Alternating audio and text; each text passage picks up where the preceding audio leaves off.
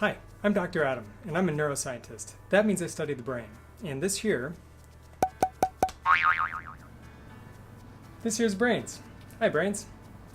Hello. Together, we're Atomic Brains.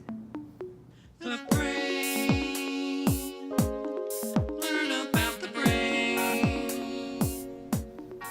Hey, brains. Do you want to learn something new? No, I know everything. Well, how do you know that? I don't know. That's okay. Let's talk about how brains learn new things. Okay. In order to do that, we're gonna have to go inside of you. Is that okay? Oh, yeah. Great. Open wide.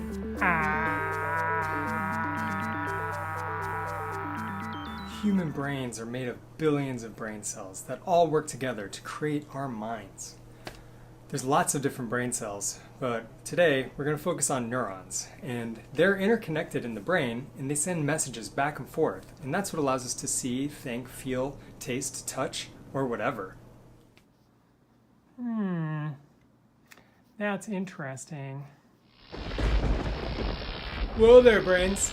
Don't think too hard. You're going to make a brainstorm. Before we learn about how neurons help our brains learn new things, we first need to know the different parts of the neuron. So first of all, we've got the cell body. That's where the DNA and the genetic material is stored in the cell.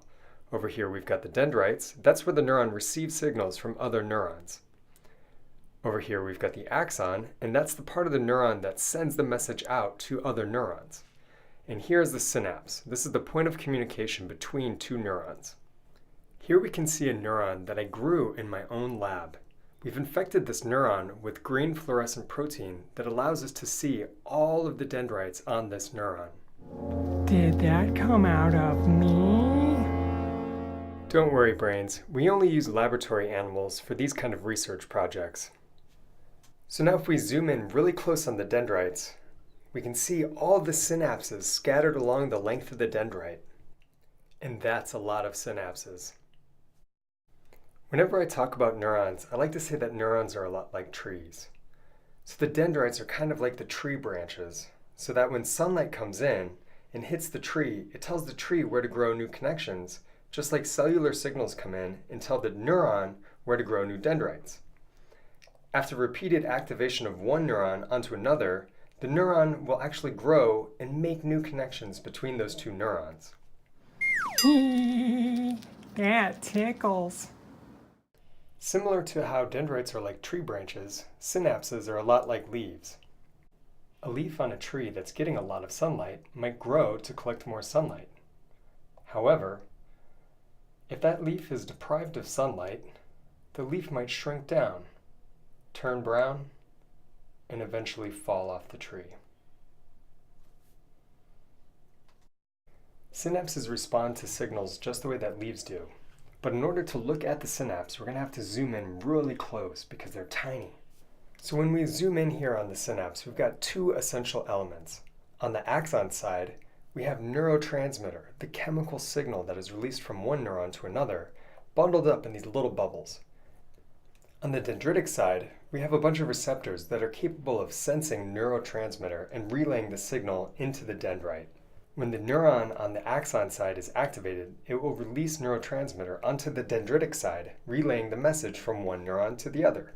If that synapse is activated over and over again, the dendritic side will actually grow and make more receptors to receive more neurotransmitter in the future. Every time we learn something new, the synapses between different neurons in our brains will actually grow and get bigger, making the synaptic connections stronger. Hooray! I think I learned something new. What did you learn? When we learn new things, our neurons grow and change shape. Exactly. Our brains are constantly growing and making new connections, changing the shape of the neurons. It's a process that we call neuronal plasticity, or if it's happening at the synapse, synaptic plasticity. I feel so smart. Until next time, we've been Atomic Brains. All right, get back in there.